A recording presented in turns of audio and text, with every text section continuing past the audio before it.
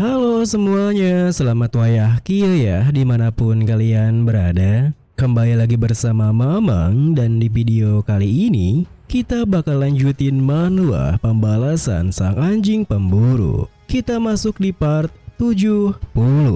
Di awal video ini, hari berganti minggu dan minggu berganti bulan. Hari ini tepatnya di stasiun Penesior. Di peron nomor 999, nampak kelompok kecil yang beranggotakan Tudor, Sinclair, Sancho, Piggy, dan Bianca yang telah tiba untuk keberangkatan mereka menaiki kereta sihir di sana. Akan tetapi, meski Tudor, Sinclair, Sancho, dan Piggy menggunakan jubah akademi mereka, Bianca malah mengenakan pakaian yang begitu santai, seperti orang yang akan pergi berlibur.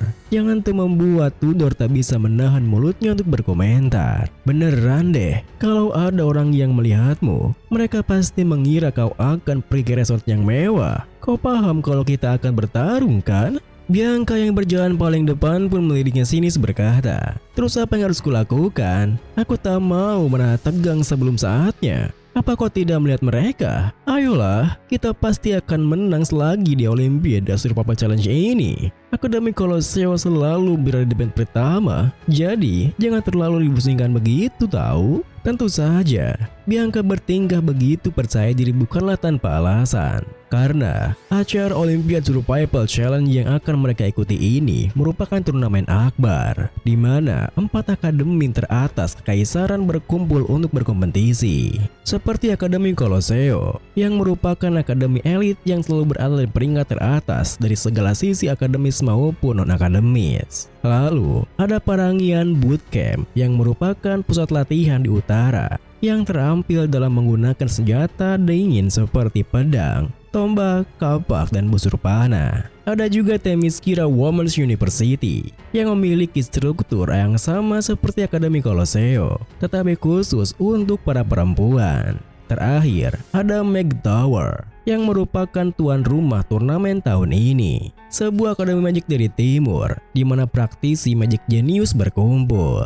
Kemudian, bersamaan dengan Bianca yang menjawab pertanyaan Tudor tentang turnamen kali ini yang diadakan di Mag Tower. Karena Dordsmile adalah kota besar yang terletak di wilayah tenggara benua ini, sekaligus kota di mana Mag Tower berdiri. Sebuah pengumuman terdengar dari pengeras suara di peron tersebut jika kereta antar benua telah tiba, dan perhentian saat ini adalah stasiun Penesior peron 999.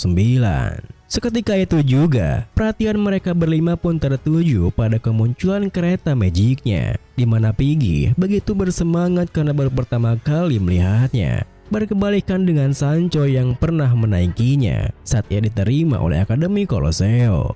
Namun, di saat mereka terkagum begitu, bersamaan dengan murid-murid dari Akademi Parangian Bootcamp dan Themyscira Women's University yang keluar dari kereta magicnya untuk membeli sebuah kudapan, Bianca memperingatkan anggota kelompoknya dengan menjelaskan, "Oke, kalian tunggu sebentar ya. Berhentilah terkagum-kagum begitu. Murid-murid dari Parangian dan Themyscira sudah naik kereta ini dari perhentian sebelumnya. Kita tak boleh membiarkan lawan-lawan kita melihat kelemahan kita ya." Mendengar peringatannya, berkebalikan dengan Piggy yang terkejut karena para murid dari 2 akademi itu tiba-tiba turun dari keretanya. Tudor yang bisa menjaga ketenangannya hanya perhatikan mereka sembari menuturkan, "Mereka pasti turun untuk membeli kudapan."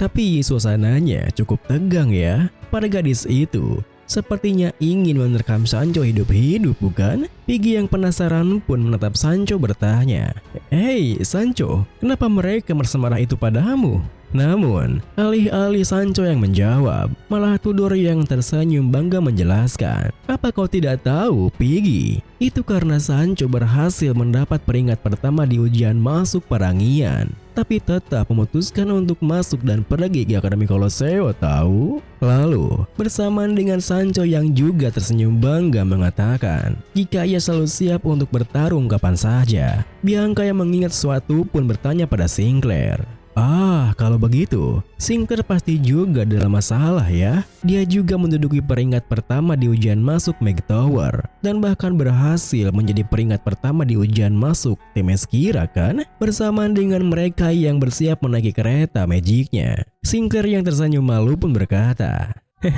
itu menjadi peringkat pertama itu merepotkan. Kamu selalu ditekan untuk mendapat nilai yang bagus. Mendengar hal itu, Tudor yang mengikuti Piggy mencari tempat duduk mereka dalam keretanya pun menjelaskan, jangan terlalu khawatir begitu guys. Kartua sebenarnya adalah murid-murid tahun ketiga. Komposisi timnya kalau tidak salah itu 50 murid tahun ketiga, 30 murid tahun kedua, dan 20 orang dari tahun pertama kan? Ku dengar, kalau kau berhasil menembus 10 peringkat teratas di turnamen ini, maka kau bisa memilih salah satu harta karun dari ruang penyimpanan yang dikelola oleh 4 sekolah secara bersama-sama loh. Ayo kita berusaha mendapatkan satu harta karun saja di turnamen kali ini. Kemudian setelah pergi menemukan kabin tempat mereka duduk, Bianca yang telah menyimpan barang-barangnya pun duduk memandang ke arah keluar jendela sembari berkata, ya tapi sayang sekali ya, Beecher tidak ikut bersama kita. Mendengar hal itu, Tudor yang duduk di sebelahnya pun membalas,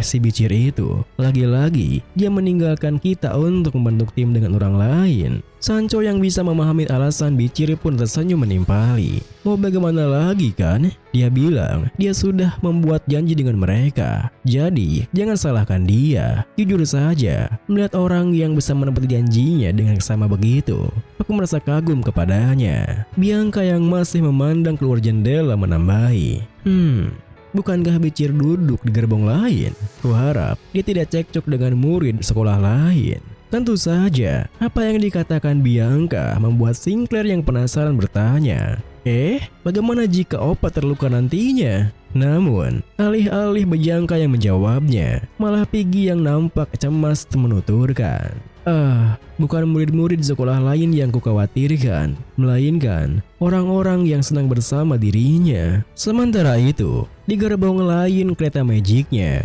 nampak Grenoille de Leviathan yang tertunduk di sebuah kursi. Grenoille merupakan putra ketiga klan Leviathan, salah satu dari 7 klan besar kekaisaran yang terkenal akan meracun mereka. Dia dibesarkan sebagai anak tercerdas di klan tersebut, dan dia juga tidak pernah terkalahkan. Tetapi itu semua berakhir saat dia masuk ke Akademi Colosseo, di mana dia hanya mendapat peringkat kedua di ujian masuknya. Orang yang mengalahkannya adalah rakyat jelata tanpa nama keluarga, yaitu Sinclair. Itu adalah kekalahan pertamanya. Tetapi daripada merasa dendam, yang bergejolak di hati Grenoille sekarang bukanlah dendam. Tidak, mungkin ini semua dimulai sejak Grenoille pertama kali melihatnya. Rambut putih yang mengkilap, kulit cerah, mata lebar seperti rusa, dan bibirnya yang lembut itu. Grenoille ternyata diam-diam terpikat pada Sinclair.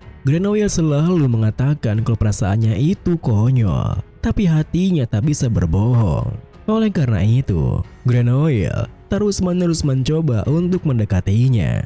Meski Grenoille selalu menghinanya dengan sebutan rakyat jelata, namun alih-alih bisa mendekatinya, pujaan hatinya malah tak menganggapnya sama sekali dan berpaling pada murid biasa saja bernama Beecher. Tentu saja, melihat pujian hatinya yang begitu dekat dengan orang lain, hati Grenoille pun dipenuhi berasa benci pada Beecher. Sampai Grenoille memutuskan untuk satu tim dengan Beecher dan trio Coco Robot Ball untuk mengikuti acara Olympiad Survival Challenge ini. Kini, sembari tumpang kaki di atas paha Beecher, Grenoille yang terus menatapnya berpikir, apa yang Sinclair lihat pada orang sampah ini? Apa karena mereka sama-sama rakyat jelata? Beecher, aku harus mengalahkan orang ini saat turnamen nanti. Itulah kenapa aku sengaja masuk ke dalam timnya ini. Dengan pikiran seperti itu, Grenoille yang mengambil sebotol minuman dari saku jubahnya pun berkata, aku adalah pemimpin timnya. Kau tidak masalah dengan itu kan? Beecher pun menatapnya dingin membalas, aku tidak peduli selama aku menjalankan tugasmu. Tapi, kenapa dengan kakimu ini? Bersamaan dengan trio Coco Robot Ball yang mulai merasa kesal dengan tingkahnya, Grenoille pun menimpali, aku ingin meregangkan kakiku. dan aku butuh sesuatu untuk menahannya. Kenapa, ha? Kau tak mau menjadi pijakan kaki seorang bangsawan kah? Atau kau ingin berduel untuk menyelesaikan masalah ini? Kau belum pernah merasakan racun menyakitkan yang menggerayangi tubuhmu kan? Sebaiknya kau jaga sikapmu mulai sekarang, atau aku akan memasukkan serangga beracun ke tubuhmu. Apa kau paham? Dasar rakyat jelata bau sampah. Setelah terdiam sebentar menatapnya, Bicir tiba-tiba saja berdiri dari kursinya sembari berkata, "Baiklah, aku mau ke toilet dulu." Tentu saja, Bicir yang tiba-tiba berdiri begitu membuat Granoil terjungkal dari kursinya. Akan tetapi, meski Granoil mengobatinya, Bicir tetap meninggalkan kabinnya dengan menyuruhnya untuk diam. Yang tentu membingungkan Granoil, yang tak tahu jika trio Corbett Bool akan menggayangnya tepat setelah kepergian Bicir dari sana. Lalu, tanpa mempedulikan apa yang akan dilakukan trio Corbett Bool, Bicir yang berjalan di lorong kereta magicnya pun berpikir, "Maaf saja, tapi kau tak boleh ikut campur.